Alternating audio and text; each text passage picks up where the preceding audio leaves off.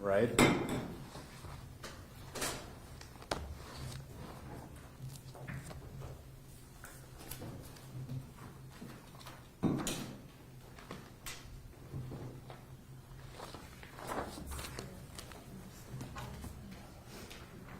Okay, if I move this a little bit? Thank you. All right, and you got the request, our request previously. Thank you. Thank you for abiding by that order, not to show the victim's face. Thank you. All right, we prepared? Yes, Your Honor. Okay. All right, we are on the record in case number 699523, State of Ohio versus Lorenzo Martin. Is that you, Mr. Martin? Yes, sir. Good afternoon, sir. Mr. Martin is present in court with his counsel, Ms. Rachel Summers, present on behalf of the State of Ohio Assistant Prosecutor Ben Fuchs. On a prior date, Mr. Martin had entered guilty pleas as follows. To count 1, vehicular assault in violation of Revised Code 2903.08A2A, that being a felony of the 4th degree. Count 2, aggravated vehicular assault in violation of Revised Code 2903.08A2A, that being a felony of the 3rd degree. And finally, to count 3, failure to stop after an accident in violation of Revised Code 4549.02A1A, that also being a felony of the 4th degree. I referred Mr. Martin for the preparation of a pre-sentence investigation report and passed this matter for sentencing to today's date. Have the parties received the pre-sentence investigation report as well as the report from the court psychiatric clinic in mitigation? And are there any alterations, deletions, or additions to that report? The state has received both reports, Your Honor. I believe that both of them appear to be materially accurate, and I don't have any additions, deletions, or subtractions. And Ms. Summers? Yes, Your Honor. We have also received both reports, and we find them to be accurate. No deletions or additions in the same one either. Okay, and I'll indicate for the record, just prior to coming out here, I did receive, in addition to those items, letters from the defense, a letter from Matt Neal from Serenity Health and Wellness, a letter from Terry Mason, defendant's cousin, a letter from William Foster, as well as a letter from Tracy Callahan, who is a counselor at Serenity Health and Wellness. Mr. Fuchs, did you also receive, and have you had an opportunity to review those items? Yes, Your Honor. I've had those items for quite some time, and I've had the chance to review them. Okay, thank you. All right, what's going to happen, Mr. Martin, is I'm first going to hear from the State of Ohio. I will then hear from your lawyer, then I will hear from you, and then I'll explain to you the things that I need to consider at the time of sentencing and prior to sentencing you, and then I will impose the sentence. Do you understand the procedure that's going to happen today? You need to answer verbally and speak up. We have a court reporter that's taking down everything that's being said. Okay, thank you. Mr. Fuchs? Thank you, Your Honor. So the incident that brings us here today occurred on February 13th of this year in the early morning hours, approximately 1 a.m. The Cleveland Water Department was working on South Miles Road in Cleveland, fixing a water line that had broken about a week before this incident. And employees Ed Brown and Keenan Graham were two of the repairmen who were working that night. Ed and Keenan actually had to go just about a block down from the actual work site that they were working on in order to turn off a water valve. They had a big, it looked like a cast iron key to turn off the water valve. They were both wearing bright yellow reflective gear as they were doing this, and as they were using that key to manipulate the valve, they were both struck by the defendant driving a black Chevy Equinox SUV. Mr. Brown, who I believe you will hear from today, he actually heard the vehicle strike Mr. Graham first, had a chance to look up, and by the time he looked up, the car was already immediately on him. And as he describes to the police, he went flying through the air. there's actually another water department witness who would have been called at trial, who also said that she saw both Mr. Graham and Mr. Brown flying through the air after being struck by the vehicle. The vehicle did not stop. It actually continued down South Miles toward the active work zone, where another water department employee came in contact with the driver, Lorenzo Martin. He tried to stop Mr. Martin from continuing through the work zone, but Mr. Martin continued through the work zone and ultimately ended up back at the residence he's been staying at with his, I believe it's his sister, for the past couple of years in Maple Heights. When police were called out, they had a description of the black SUV. They checked local flock and real-time crime cameras for any possible black SUV in the area. They were luckily able to capture a black Chevy Equinox with the license plate that registered to the defendant's car on that address in Maple Heights. When police responded to that address, the car was parked in the driveway with heavy front-end damage to it, as if it had recently been in a car accident. Police knocked on the door, spoke with the defendant's sister or family member, and eventually Mr. Martin came to the door and was asked to come with the police. Now, no field sobriety tests were done on him at that time, but I believe there was suspicion that he was under the influence based on the facts of what happened. It's just that at the time there was no way to corroborate that being the case. Mr. Martin was wearing the same clothes that matched the description of the water employee who saw him drive through the work zone, and a cold stand was performed by that employee, and he said that Mr. Martin was the person who in fact drove that SUV through the work zone. So How long after the incident was that cold stand, or was he apprehended? So he was found approximately an hour after the incident, and I don't know how long after the cold stand was performed. That was probably closer to 2 hours, considering where the defendant was in Maple Heights, the interaction he had with the But it was an police. hour after the incident that he was located? Right, correct. Okay. About an hour after. Thank you. So when Ed and Keenan were found, they were both suffering from apparent injuries to their legs. Ed both ended up transferred to the hospital. Ed had a dislocated right shoulder as well as a broken femur. Keenan had a broken fibula, and both had to be held in the hospital overnight. And Ed's going to speak today and give you a better idea of the health problems that he has struggled with since this incident. Luckily, Keenan has made a full recovery, but I know Ed is still working through his injuries. I did want to address, I read the pre-sentence investigation where Mr.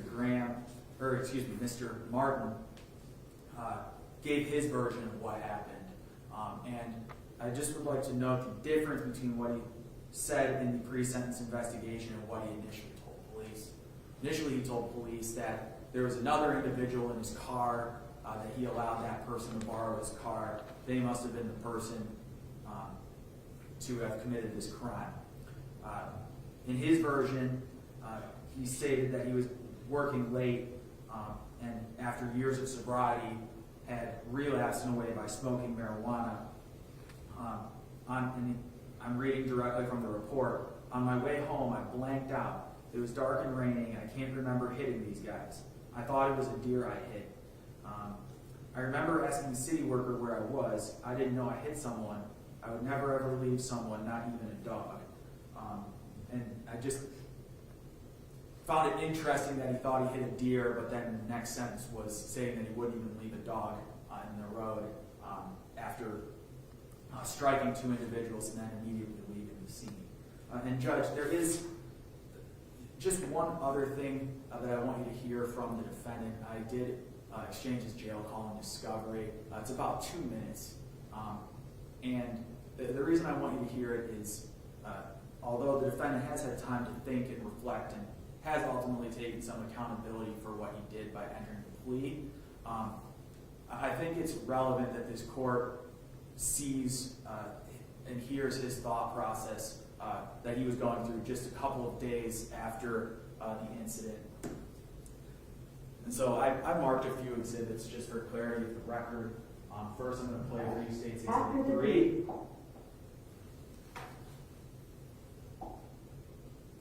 This call edit number. To consent to this recorded call, press 1. To disconnect, press 2. Starting at approximately 2 minutes and 30 seconds. Security. You may start the conversation now. Yo. Hey, what up? Why didn't you call yesterday?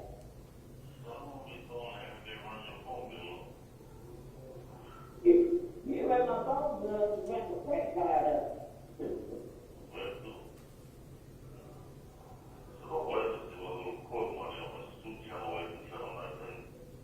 Why?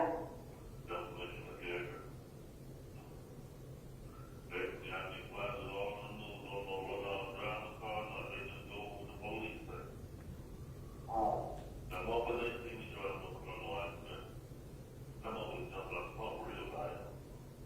wait a minute. So, they had you in the car?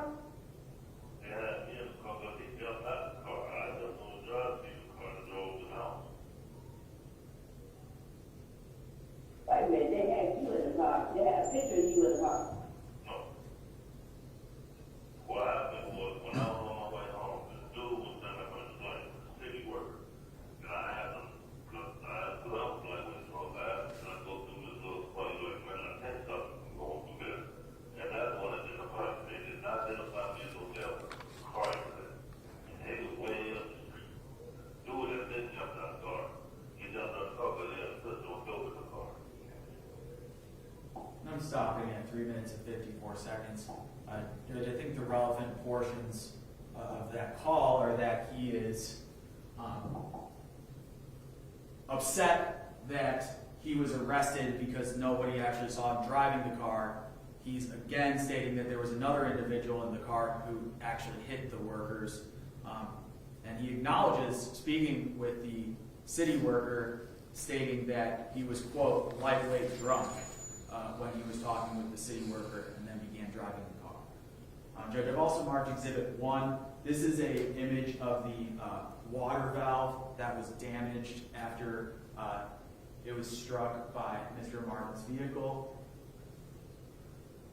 And I wanted to show an example of the vest that both Mr. Graham and Mr. Brown were wearing, showing the reflective markings on the jacket as well as how bright yellow it is. So Judge,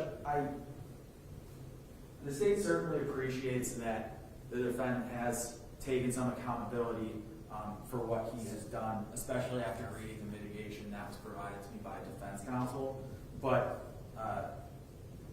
I still find it troubling after listening to that call, after seeing the statement about he wouldn't even leave the dog in the street, even though he said that he thought he hit a deer. Clearly he knew that he struck something, and yet he still fled from police, or fled from responsibility for what he had done. And I think when you're looking at his criminal history, he has a number of prior criminal cases and has been to prison on multiple occasions before.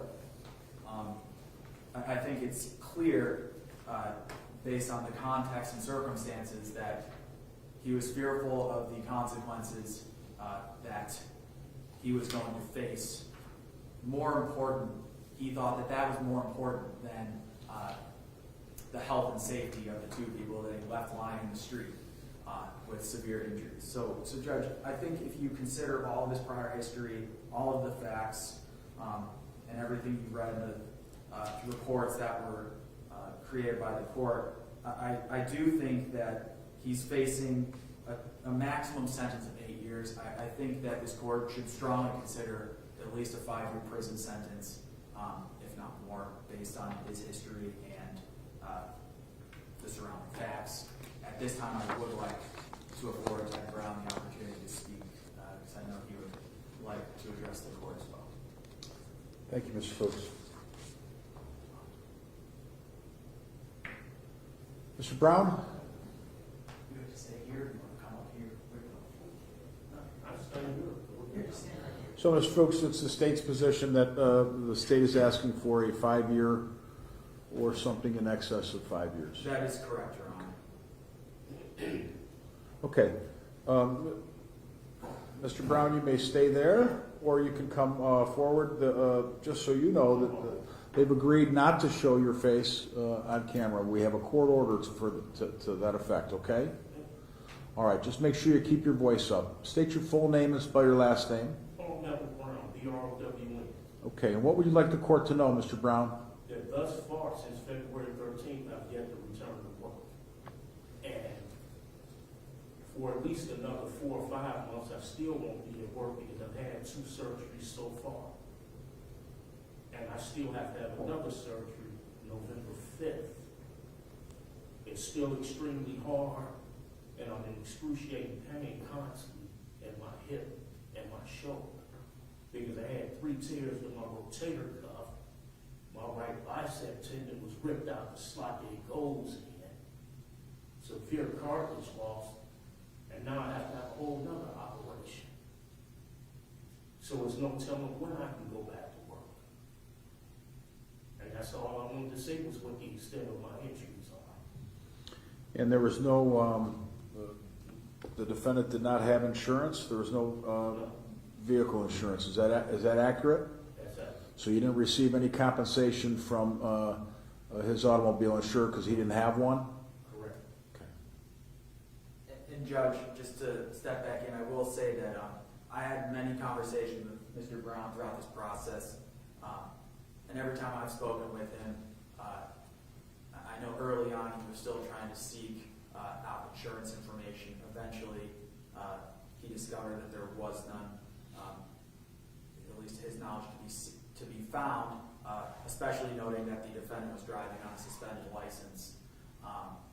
And I know that this has created immense hardship for him, both physically but also financially. So I know it was important for the court to be aware of that. I know he walked briefly, but he still walks with a limp as well, based on the injuries he sustained. And that's all the state has to offer for the court today. Okay, thank you, Mr. Fuchs. Ms. Summers? Thank you, Your Honor. I would like to start with reading a section from the court clinic's mitigation report. If you'll refer to page 2 under behavioral observations. Quote, overall, he was pleasant, polite, and cooperative with the evaluation process. The data indicates Mr. Martin was forthright and genuine in his responses. That is, he openly answered all questions posed and disclosed even unfavorable information, suggesting that he was not attempting to obscure his responses nor paint himself in a more favorable light. He also did not exaggerate his deficits or symptomology, end quote. Your Honor, that has been my experience with Lorenzo. He has taken ownership and responsibility, and I know that the state of Ohio is pointing to a few instances in the very beginning in which that may have not been true. That's not unusual. People interacting with the police, serious consequences, serious issues going on, it's not unusual that they would start by minimizing the seriousness or their own actions at that time.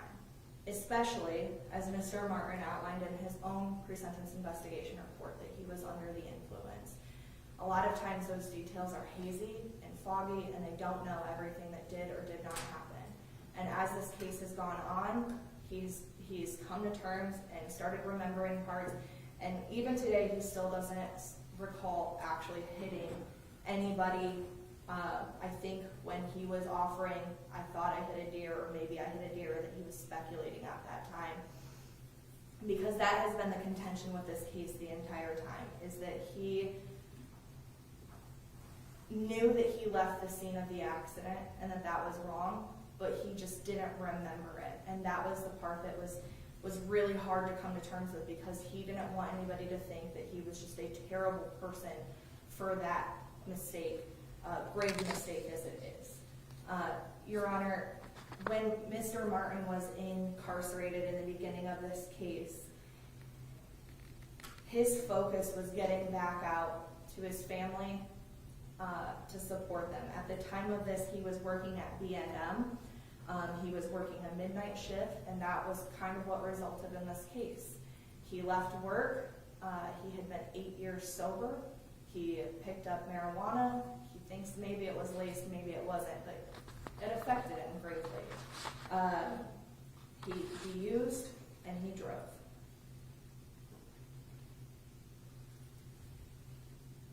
Your Honor, in State's Exhibit 1, I don't want to rehash the facts too much. I would like to focus on the mitigation of Mr. Martin. However, I do think that it is important to note that in State's own Exhibit 1, there were no traffic cones around. There was nothing blocking that intersection. And while criminal court is not a place for contributory negligence or anything that minimizes it, I do think that that is something to take into consideration, that it wasn't intentional, right? He didn't leave work and seek to harm anybody that night. He did knowingly use and drive, which is an intent in and of its own, and that's part of why he pled, but he wasn't seeking to harm anybody. It wasn't blocked. We saw that in State's Exhibit 1. Your Honor, since this case, or since Mr. Martin has gotten out of jail, he called my office that Friday and said, Ms. Summers, I'm thinking about using. I know that it's a violation. I'm struggling with addiction. I've struggled my whole life, but I've been clean for 8 years up until this point. I need to get into treatment. I immediately got him connected with our social work department. He went through social history with them, and he got into treatment. So when his family, and his sister is actually here supporting him today, she's in the back of the courtroom. When his family bailed him out of jail and posted that bond, that first thing he did was check into treatment. He went to Serenity Health and Wellness on his own. I've provided the court with a couple of different letters, as well as the state. I will reference them as Defense Exhibit A. On the back of one of those letters, you'll see a number of AA logs. And mind you, these letters are a little bit older, Judge, as we were collecting them in the pre-trial stage. But you'll see a number of AA meetings that he's attended. They're also referenced in his pre-sentence investigation report and in his mitigation report. Your Honor, he was somebody who started using very early in life, and this case is very indicative of somebody who struggles with drug abuse and addiction issues. Started as early as 11 is when he began drinking, and then harder drugs around 24, and he has spent his life battling that disease. On top of that, he himself has a number of health issues. He has heart disease where he has stents in his heart and is on a number of medications related to that. And he also regained employment, although it's temporary right now. He's been working the election polls and helping register people to vote, and he's being back out there and involved in our community. Your Honor, this is more than just an acceptance of responsibility. We pled, or Mr. Martin pled, to mandatory time. He accepted responsibility knowing that that responsibility would send him to prison. He knew he was not going to get probation. He more than accepted responsibility, he's accepting the consequences. And I think that that happens as time goes on. So while I understand the state's notion that in the very, very beginning he was subverting that, that's not where we're at today, and that should be considered. And also, even when he was subverting that in the very beginning, he was never rude, disrespectful, or otherwise uncooperative with police, or the PSI officers, or the court clinic, this court, or me. And I think that all of that should be taken into consideration.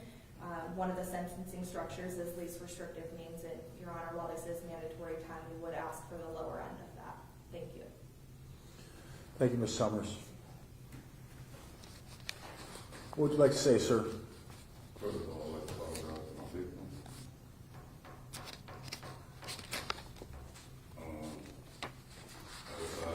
That night I worked a lot of hours. I was tired. I've been clean from all mine off of substance for 8 years. And I got the place. I bought some marijuana. Had to be something marijuana because I've never had that feeling before. you saying you hadn't had that feeling before? You never smoked marijuana before? I never, yes, I had been laced with something, because I never felt like that. I just felt like I was just going out. Like, I knew I was tired from work, but I just felt like I was going out. As I was on my way home, as I was coming a mile, it was pouring down rain, I really couldn't see. And as I turned the corner, I blinked out. And as I was going up the street, I seen, when I came to, I seen two city workers, and I like I said, I had to be not my right frame of mind, because I didn't know where I was at. So I had two city workers where I was at. I didn't just continue to go. I sat up and talked to the two city workers, and I asked them where I was at, and they said I was on South Mile. And they asked me where was I trying to go. I said I'm trying to go up in that building. I mean, why would I say that? I'm trying to go up in the building. I was trying to go home, sir. I didn't realize I hit these guys when the police came to my house. When they came to my house, I was asleep. And when I woke up, my sister woke me up and told me the police was downstairs. I'm like, police downstairs for what? I wasn't in my right frame of mind, and I deeply apologize to you, my brother, and your co-worker. Okay, is there anything else you'd like the court to know? Yes, Your Honor.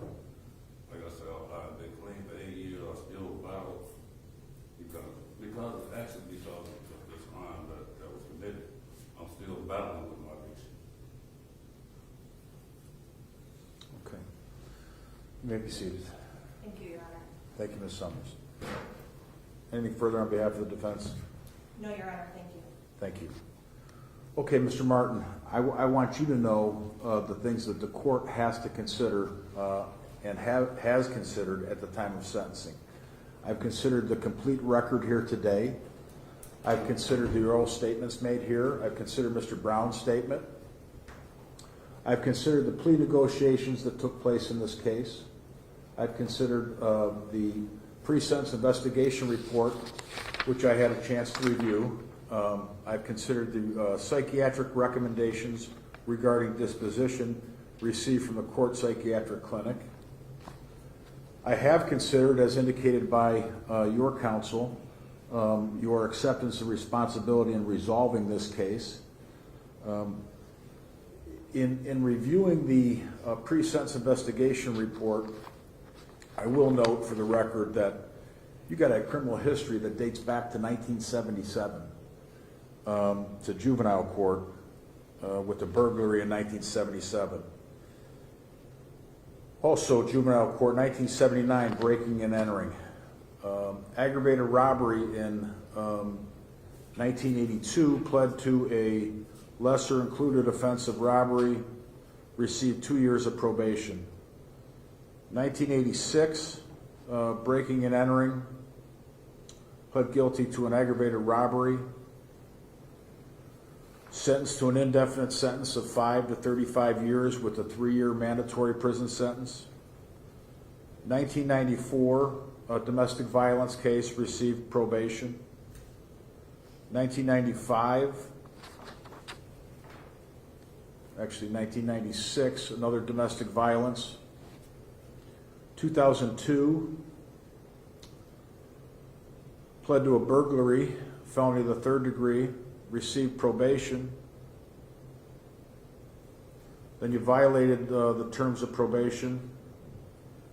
You were sentenced to 3 years in a separate case, and your probation was terminated. 2003, charged with burglary, sentenced to 3 years in prison. 2007,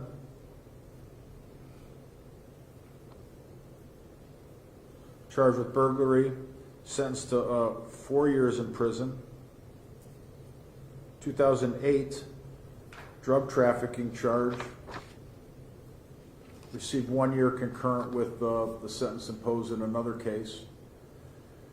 And then 2017, you're arrested and charged with arson, insurance fraud, and tampering with records. Pled guilty to disrupting public service and tampering with records. Despite your prior criminal history, you were given a chance at community control. Eventually, you were found to be in violation of your community control, and your probation was terminated. And that brings us to this case. So clearly, you have an extensive criminal history that has gone on for years and years. This is a tragic case. This is men, hardworking men, who are out at 1 o'clock in the morning doing work so that we can all have water. They shouldn't have to worry about being able to get home and not going in an ambulance to have their work disrupted, their lives disrupted, their lives turned upside down. As Mr. Brown indicated, this happened in February. He's still not back to work. But Mr. Martin, it could have been a lot worse than what it was, right? These two individuals or more could have lost their lives, and you'd be looking at a lot more time. The court must and has formulated its decision based upon the overriding principles and purposes of felony sentencing, namely, to protect the public from future crime by you or others, and to punish you using the minimum sanctions the court determines accomplish those purposes without imposing an unnecessary burden on state or local government resources. To achieve these purposes, I have considered the need for incapacitation, deterrence, rehabilitation, and for providing for restitution. I must and have considered the seriousness and recidivism factors relevant to you and the offense pursuant to Revised Code 2929.12. I must and have ensured that the sentence being imposed does not demean the seriousness of the crime or the impact it's had on the victims and the community. Finally, the sentence is not based upon any impermissible purpose, namely the race, ethnic background, gender, or religion of you, Mr. Martin. So you understand the things that the court needs to look at, right? Okay. And you know that any judge that looks at your prior criminal history is going to see the same thing that I just reiterated, correct? Okay. All right. Based upon all of those sentencing factors, based upon, and I do consider your acceptance of responsibility, the fact that you did accept responsibility and enter a plea of guilty, but I cannot ignore your criminal history. Therefore, based upon the purposes and principles of felony sentencing, including the facts of this case and your prior history of criminal activity, the court finds that a prison sentence, while mandatory, is also consistent with the principles and purposes of felony sentencing and is necessary to adequately protect the public and punish you. Therefore, you are sentenced as follows.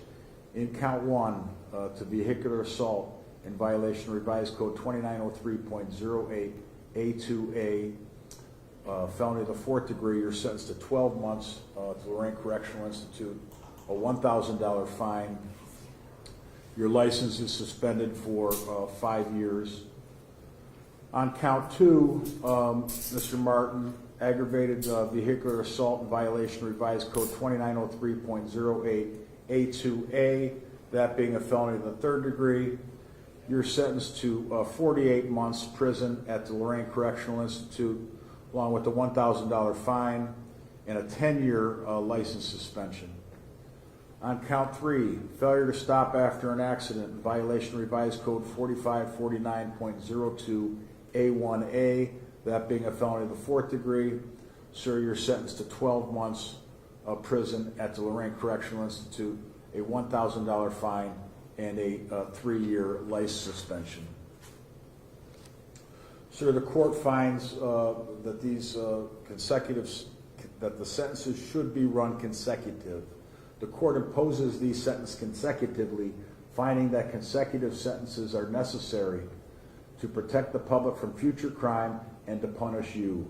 The court further finds that consecutive sentences are not disproportionate to the seriousness of your actions and the danger you pose to the public. Finally, the court finds that your history of criminal conduct demonstrates that consecutive sentences are necessary to to protect the public from future crime by you. Sir, upon completion of your present sentence, post-release control is mandatory for a mandatory minimum of 1 year up to a maximum of 3 years as determined by the parole board and not this court. When this period of post-release control is imposed following a release from prison, if you were to violate the conditions of that supervision, the parole board may impose a prison term as part of that sentence of up to 1/2 of your stated prison term. If you're on post-release control and you're convicted of a new felony, in addition to that sentence, the judge may add an additional consecutive prison term of 1 year or whatever time remains on your post-release control term, whichever is greater as a maximum. If while on post-release control you fail to report to your parole officer, you may be charged with another felony called escape. Mr. Martin, you may be eligible for earned days of credit under the circumstances specified in Revised Code 2967.193. To earn credit, it is not automatic. You may only do so by productive participation in educational, vocational, and/or substance abuse treatment programs and/or prison industrial employment of up to 8% of your stated prison term. Sir, do you understand your sentence? It's a total of 6 years at the Lorraine Correctional Institute. Sir, I will suspend the fines that I imposed, and I will suspend the court costs in light of the prison sentence. But again, you're facing a 10-year license suspension as well as the 6 years in prison. Anything further on behalf of the state of Ohio? No, Your Honor, thank you. Anything further on behalf of Mr. Martin? Your Honor, just one small thing, credit for time served. He did do 14 days. We do give him credit for you do get the time for the 14 days that you've served in jail, sir. Okay? I wish you the best of luck. Thank you.